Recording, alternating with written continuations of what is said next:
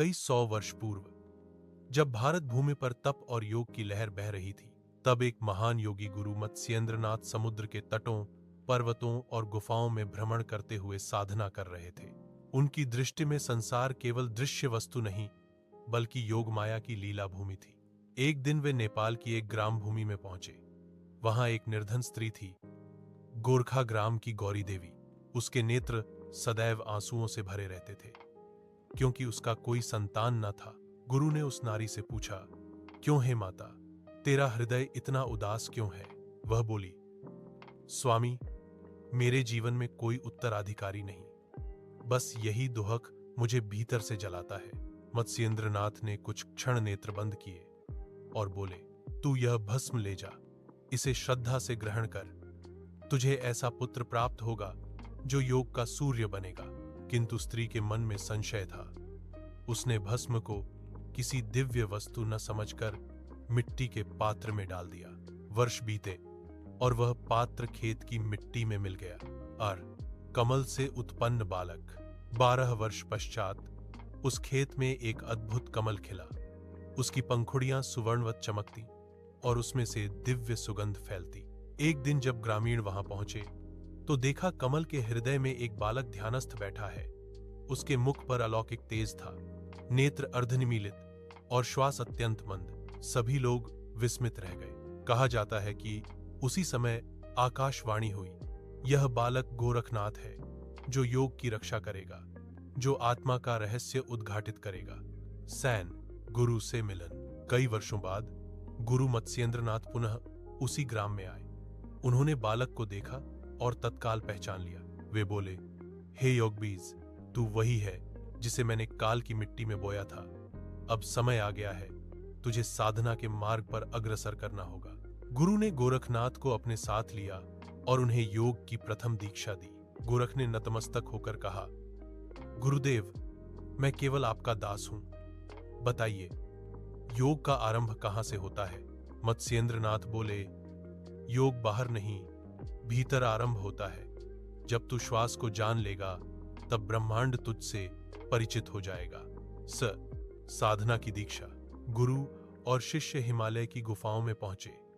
वहां न तो कोई मानव था, न कोई शब्द, केवल शून्य जो स्वयं में पूर्ण था। मत्स्येंद्रनाथ ने कहा, गोरख, पहले तू अपने शरीर को स्थिर कर।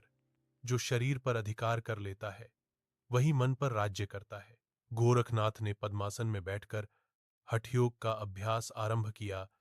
प्रत्येक श्वास पर ध्यान, प्रत्येक इंद्रिय पर नियंत्रण। धीरे धीरे उनका शरीर जैसे मिट्टी का पात्र बन गया, जिसमें केवल प्राण बह रहे थे। श्वास सूक्ष्म हो गई, दृष्टि भीतर मुड़ गई। वर्षों तक उन्होंने मौन साधना की। वो गुफा की तपस्या। कथा है, उन्होंने हिमालय की एक गुफा में 12 वर्षों तक ध्यान किया। वहां न आग थी, न दीप, केवल अंधकार जो धीरे धीरे प्रकाश में बदलता गया। एक रात्रि जब वायु पूर्ण निस्तब्ध थी, गोरखनाथ गहन ध्यान में बैठे थे। अचानक उन्हें लगा, उनकी रीढ़ के मूल में कोई हलचल हो रही है, जैसे कोई सर्प धीरे धीरे ऊपर चढ़ रहा हो। वह थी कुंडलिनी शक्ति। मूलाधार से मणिपुर तक, मणिपुर से अनाहत तक, और फिर विशुद्ध व आज्ञा चक्र होते हुए सहस्रार तक वह ऊर्जा ऊपर उठने लगी, जैसे जलती हुई ज्योति। उस क्षण गोरखनाथ ने देखा, उनका शरीर अब शरीर नहीं, एक प्रकाश स्तंभ है। संपूर्ण ब्रह्मांड उनकी श्वास में समाया है। लियो सिद्धि का प्रारंभ। कुंडलिनी जागरण के पश्चात गोरखनाथ के भीतर अद्भुत परिवर्तन हुआ। वे जो सोचते वह घट जाता। वे जहां जाते प्रकृति उनके अनुसार झुकती। एक दिन एक शिष्य ने कहा, गुरुदेव, आपने मृत्यु पर भी विजय पाली है। गोरखनाथ मुस्कुराए, नहीं पुत्र, मैंने केवल अज्ञान पर विजय पाई है। मृत्यु तो केवल शरीर का वस्त्र बदलना है।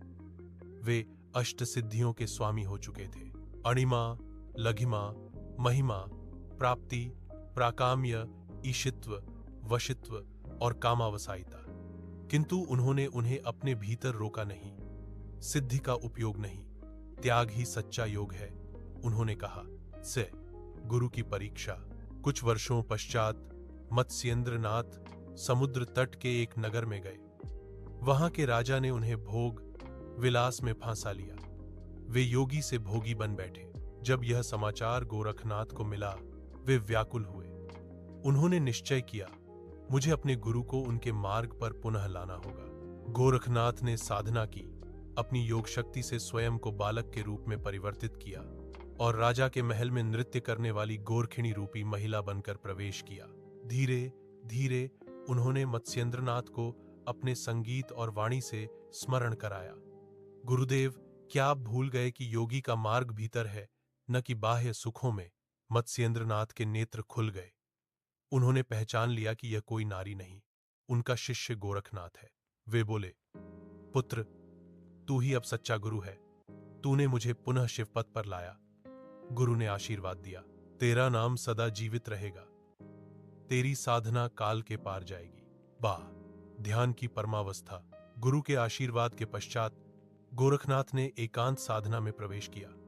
वे एक पर्वत की गुफा में चले गए और वर्षों तक समाधि में लीन रहे। कहते हैं, वहां उन्होंने नादयोग की अनुभूति की। पहले झंकार, फिर घंटानाद, फिर वीणा की ध्वनि और अंततः अनाहत नाद जो बिना आघात के उत्पन्न होता है। उस ध्वनि में वे विलीन हो गए। वे बोले, जब ध्वनि स्वयं को सुनना छोड़ दे, तब योग सिद्ध होता है। उनकी चेतना सहस्रार चक्र में पहुंच गई, जहां ब्रह्म और आत्मा एकाकार हो जाते हैं। जो योग सिद्धि की अनुभूति। समाधि से निकलने के बाद उनके चारों ओर तेज का मंडल था। साधक उन्हें देखकर नतमस्तक हो जाते। उनकी उपस्थिति में ही रोग दूर हो जाते, मन शांत हो जाता। एक बार एक राजा ने उनसे पूछा, गुरुदेव, आपकी सिद्धि का रहस्य क्या है? गोरखनाथ ने शांत स्वर में कहा, सिद्धि किसी चमत्कार से नहीं, संयम से मिलती है। जब साधक अपने मन को जीत लेता है, तो संपूर्ण सृष्टि उसके चरणों में झुकती है। शेर लोक में योग का प्रसार। गोरखनाथ ने अपने जीवन को केवल ध्यान में नहीं, बल्कि समाज कल्याण में भी लगाया। वे गांव-गांव गए, लोगों को योग सिखाया, उन्हें आत्मबल का अर्थ समझाया। उन्होंने कहा, योग किसी मठ या गुफा की वस्तु नहीं, योग तो प्रत्येक श्वास में है। जो श्वास में जागृत है, वही सच्चा योगी है। उनके शिष्यों ने नाथ संप्रदाय की स्थापना की, जिसने आगे चलकर भारत में योग की ज्योति को जन जन तक पहुंचाया। उनकी वाणी अलख निरंजन आज भी पर्वतों की गुफाओं में गूंजती है। अर्थ, जो अलक्ष्य है, वही निरंजन परमात्मा है। श्री अमर योगी कहते हैं, एक दिन गोरखनाथ ने अपने शिष्यों से कहा, अब मैं देह से विदा ले रहा हूं, पर मेरा अस्तित्व समाप्त नहीं होगा। जब भी कोई सच्चा साधक अपनी श्वास में शिव को ढूंढेगा, मैं वहीं उपस्थित रहूंगा। वे ध्यानमग्न होकर बैठ गए। श्वास सूक्ष्म होती गई और एक दिव्य प्रकाश ने गुफा को भर दिया। शिष्यों ने देखा, उनका शरीर वहीं है, पर जीवन जैसे ब्रह्म में विलीन हो गया हो। उस क्षण आकाश से आवाज आई, योग अमर है, गोरखनाथ अमर है। सरार योग सिद्धि का सार। गोरखनाथ की कहानी केवल एक योगी की कथा नहीं, बल्कि यह मानव आत्मा की अनंत क्षमता की गाथा है।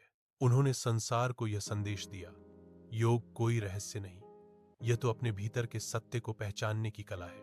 उनका जीवन हमें बताता है, श्रद्धा गुरु में हो, संयम मन पर हो, साधना निरंतर हो, तो असंभव भी संभव हो जाता है। गोरखनाथ ने दिखाया कि जब कुंडलिनी जागती है, तो साधक ब्रह्म का अनुभव करता है। जब मन शांत होता है, तो मृत्यु भी पराजित होती है, और जब आत्मा जागती है, तो योग सिद्ध होता है। 13 समापन। आज भी नेपाल, गोरखपुर, हिमालय और काठमांडू के मंदिरों में लोग गोरखनाथ की पूजा करते हैं। उन्हें योगियों के अधिपति, महायोगी अमृतनाथ कहा जाता है।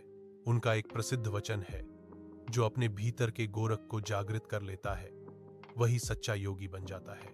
गुरु गोरखनाथ की यह कथा हमें सिखाती है कि सिद्धि चमत्कार से नहीं, बल्कि साधना, तप और आत्म ज्ञान से प्राप्त होती है। और यही है योग का परम रहस्य, योग का परम सिद्धांत। अलख निरंजन। जय गुरु गोरखनाथ।